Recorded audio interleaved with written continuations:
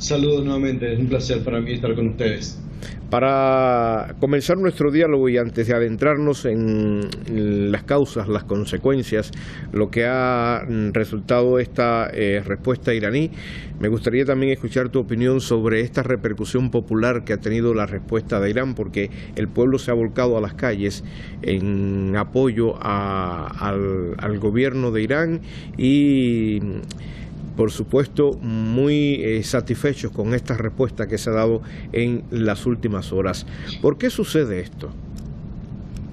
Creo que es un efecto histórico el hecho y la reacción del pueblo de Irán, no solamente en Irán, hemos visto también imágenes en Irak, en Líbano, en las mismas territorios ocupados palestinos también hemos visto cómo celebran esta acción de respuesta legítima en términos militares contra, vale decir, contra espacios y bases militares que han sido utilizadas permanentemente por el ejército sionista para atacar civiles indefensos y para eliminar poblaciones enteras. Creo que durante años, en los últimos 60 años, cualquier familia de Irán, de Irak, de Líbano, de Siria,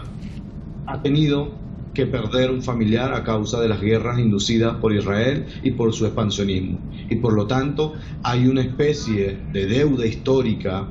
ocasionada por las acciones del Estado de Israel contra los palestinos, contra los iraníes, contra los iraquíes de la región. Y por supuesto, cuando en este momento vemos que hay una respuesta igual de contundente o superior a lo que impunemente hacía el Estado de Israel en las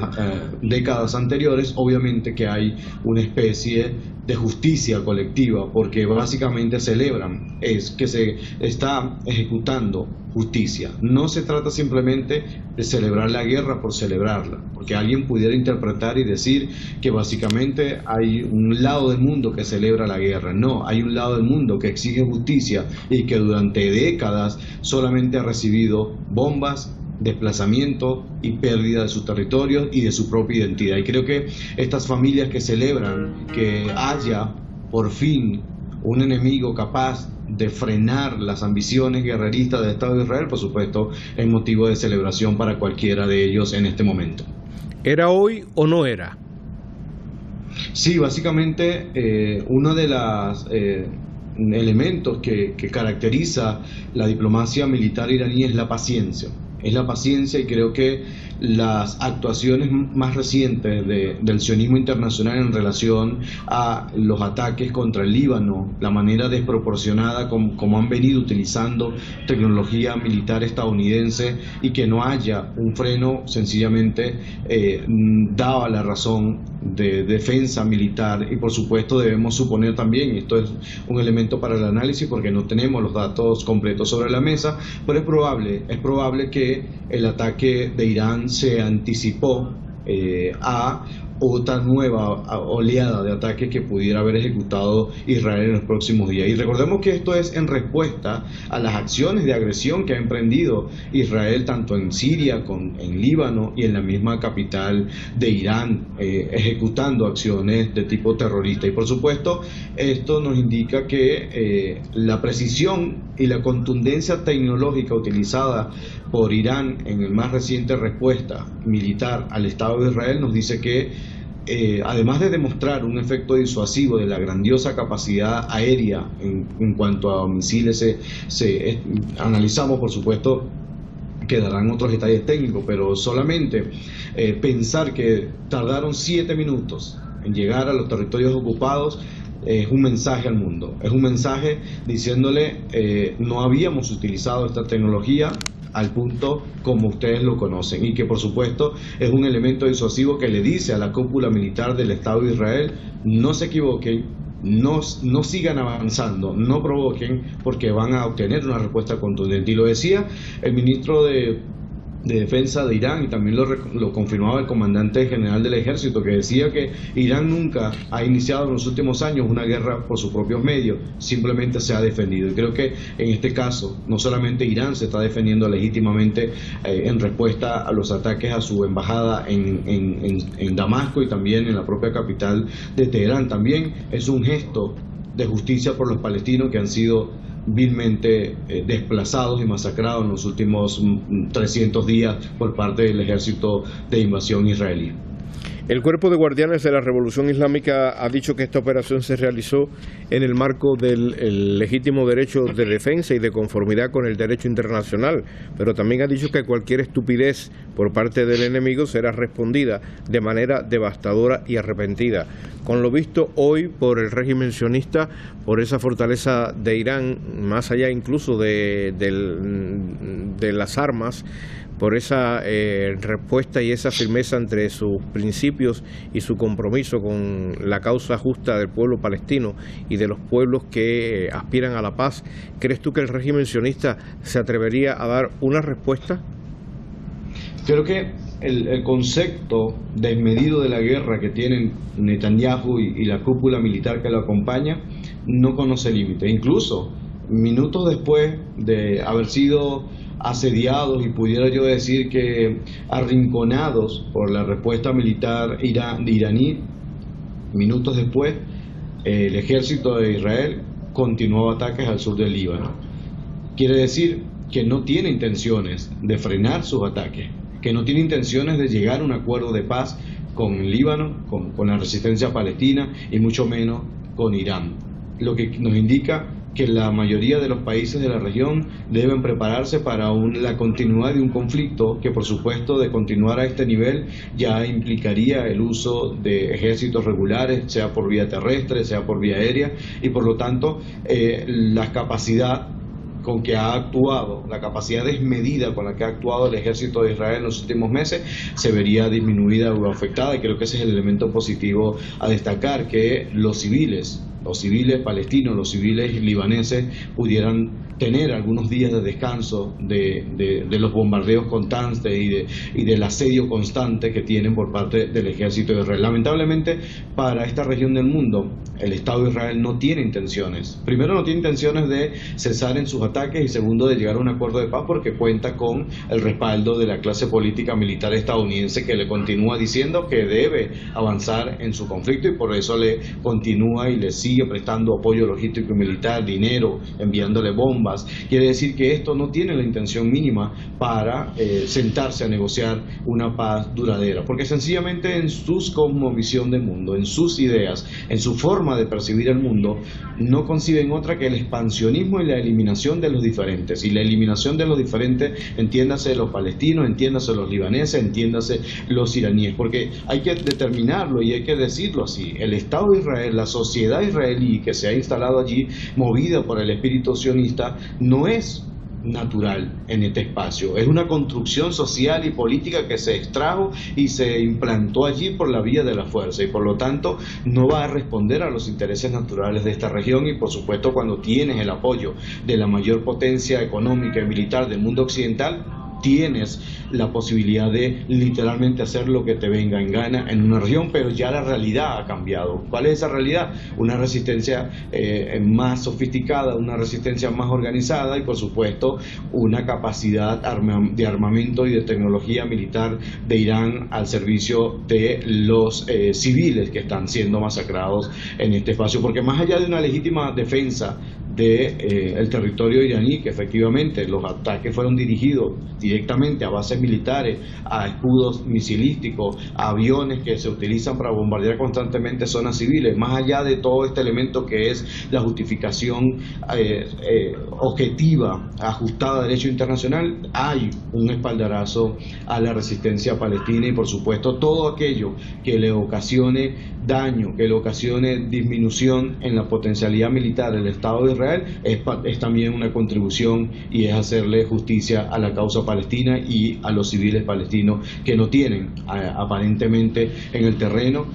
alguien que los defiende en términos militares. Y ya vemos que sí hay una respuesta contundente, por supuesto, que va a seguir estando allí al pie del cañón y que no va a dejar amedrentarse o coaccionarse, mucho menos por estos organismos internacionales, que ya vemos como el secretario de Naciones Unidas ha salido a declarar y decir que se oponía a la reacción de Irán e instaba a que no ejecutara una acción de igual condición en los próximos días. Sin embargo, eso no lo decide las Naciones Unidas, eso lo decide la actitud hostil del Estado de Israel. Conocemos la actitud arrogante y prepotente del régimen sionista de Israel en el terreno.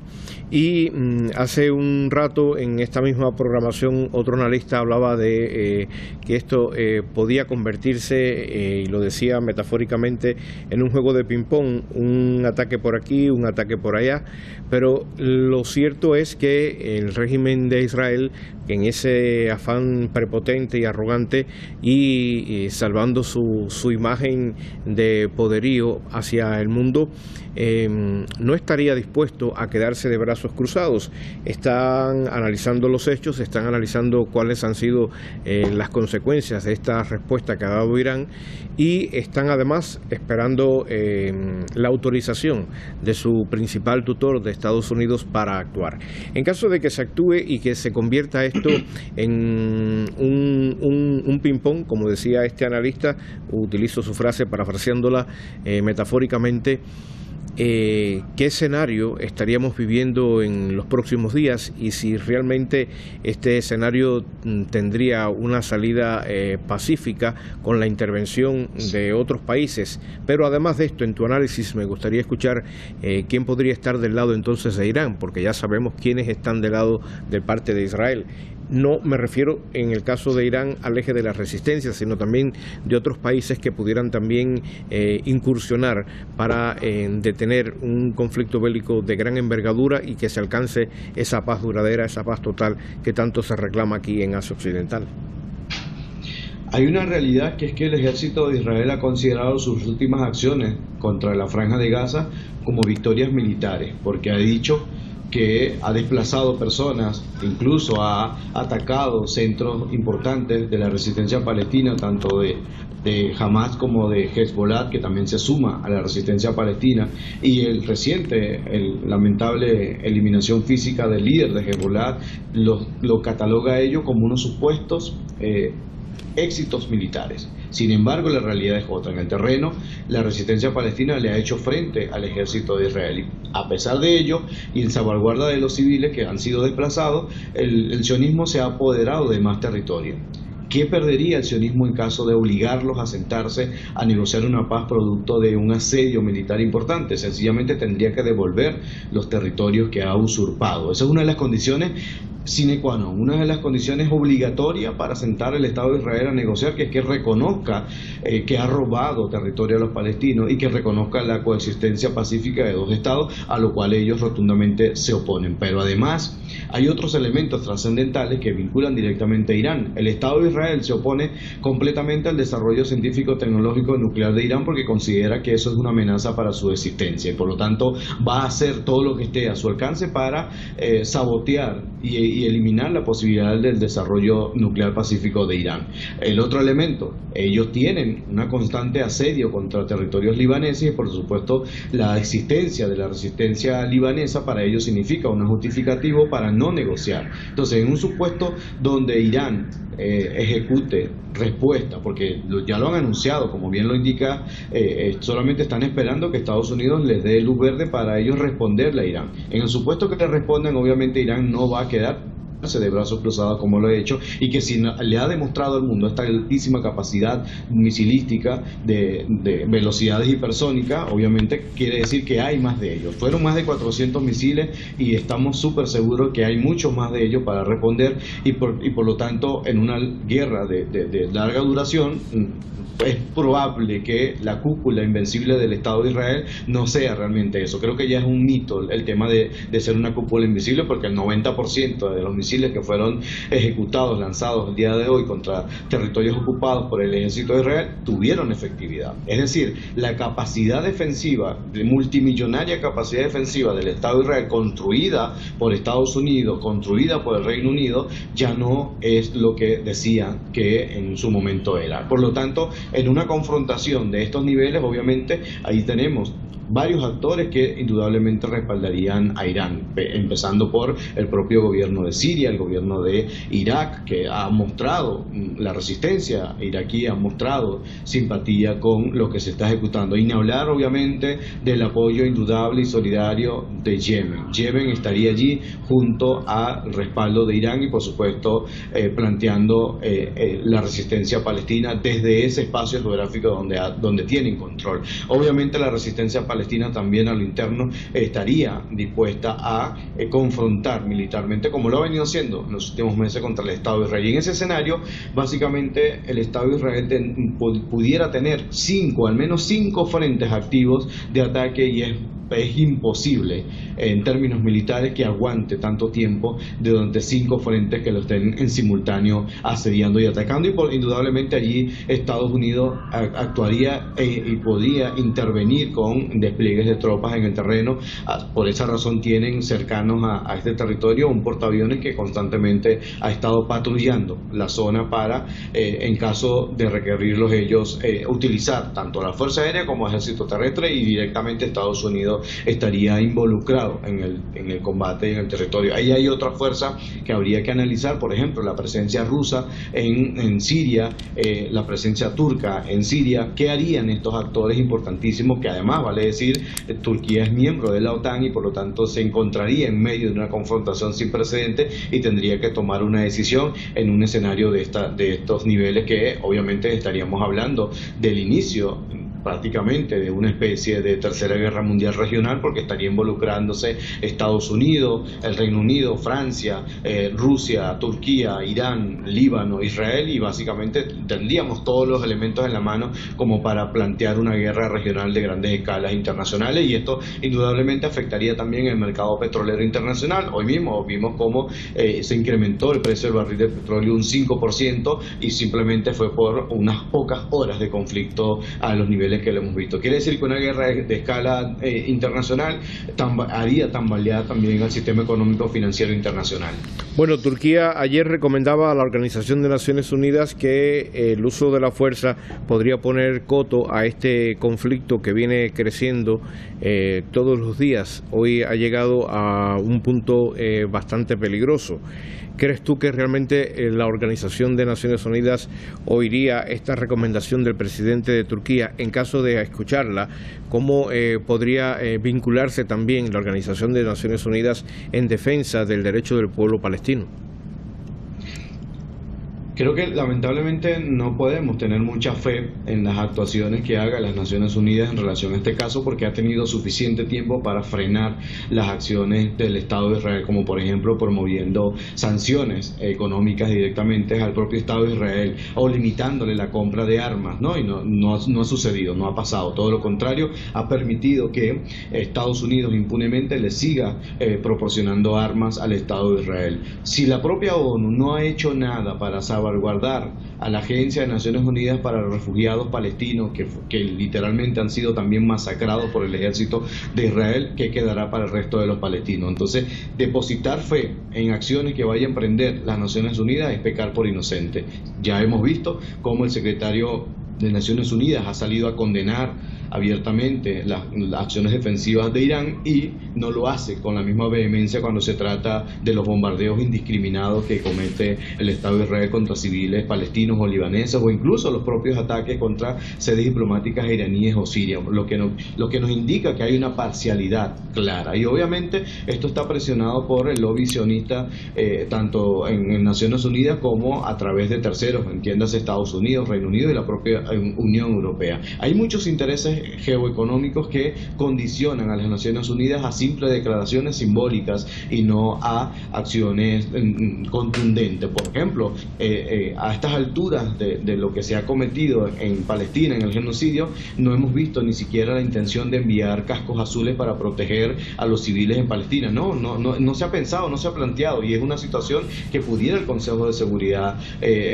poner sobre la mesa, pero sencillamente es vetado por Estados Unidos, es coaccionado por Estados Unidos y el propio Israel, que tiene un altísimo poder de convencimiento diplomático, de coacción diplomática en el seno de Naciones Unidas, sobre todo de los países que integran el G7. El presidente de Irán le decía al presidente Netanyahu, al premier Netanyahu, que Irán no es un país belicista, pero se mantendrá firme frente a cualquier amenaza. Y esta ha sido solo una muestra del poder iraní, refiriéndose a la respuesta que ha tenido lugar en la jornada de hoy. Y también alertaba, no se involucren en un conflicto con Irán. Esto lo podemos ver también en su cuenta de X. Relacionado con esto, ¿qué opinión te merece cuando sigue alertando que no se involucren en un conflicto con Irán? ¿Qué podría suceder a partir de este momento cuando ya Irán ha demostrado que tiene fortaleza armamentística, pero más que esa fortaleza tiene ética, tiene principios y tiene una causa la cual defender? Es muy distinto mantener un conflicto armado contra grupos de voluntarios, de resistencia voluntaria, que efectivamente reciben entrenamiento y capacitación militar. Es muy distinto cuando planteas un conflicto directamente con ejércitos regulares, con ejércitos con grandes capacidades tecnológicas y de resistencia como lo es el ejército iraní. Por lo tanto, las consecuencias para quien decide enfrentarse a estos niveles pudieran ser impredecibles, incluso eso le costaría su propia existencia física. Y eso lo sabe perfectamente el gobierno de Irán a través de su máximo líder, quien les advierte, aún tiene la bondad de advertirle de que se puede evitar catástrofe mayor, se puede evitar un derramamiento de sangre. Sin embargo, esto no significa que puedan quedarse de manos atadas cuando el enemigo sionista permanentemente está provocando a Irán para conducirlo a un conflicto de escala superior. Y ese conflicto de escala superior sería para los sionistas la justificación para solicitar la intervención directa de la OTAN y de Estados Unidos. Necesitan una justificación para ellos reclamar el derecho a la legítima defensa. Y lo otro que está sobre la mesa es justamente la amenaza permanente del uso de armamento nuclear que tiene el Estado de Israel y que no ha declarado contra algún otro objetivo que ellos plantearon. Y en este escenario básicamente estamos hablando de un peligro para esta región de la humanidad, porque ningún otro actor, ningún otro Estado de la región va a aceptar que sea agredido constantemente como lo hace Israel contra Líbano, contra Yemen, contra Siria, que básicamente tiene muchos frentes abiertos porque se le ha dado esa licencia para que lo ejecute, sencillamente porque cuenta con el respaldo de la llamada comunidad la comunidad internacional, que básicamente es el G7 y el mundo occidental. Pensar en un combate directamente con Irán tiene características y consecuencias difíciles de predecir, porque hemos visto que lo poco que ha mostrado en acción el ejército de Irán es altamente efectivo. Ahora, imaginemos qué pudiera ser si todas las capacidades militares ofensivas de Irán se pusieran se activaran contra la maquinaria belicista del Estado de Israel. Por supuesto, estaríamos hablando de un impacto de uso de tecnología militar hasta ahora no conocida. Lo hemos visto hoy, cómo estos misiles hipersónicos recorrieron más de 1.500 kilómetros en menos de 7 minutos. Pensar eso es algo impensable en este momento, que capaz los historiadores de la guerra se quedarían boquiabiertos al pensar que el desarrollo tecnológico militar de Irán es capaz de hacer eso, y eso está aconteciendo. No estamos hablando de guerras tradicionales, estamos hablando de conflictos soportados en altísimos desarrollos tecnológicos y científicos militares que tienen consecuencias catastróficas para quien provoque la utilización de estos. Luis Javier, si Irán es un país pacífico que no busca la guerra, no es un país belicista según declaraciones de sus máximas autoridades, ¿qué intención tenía entonces la respuesta de hoy?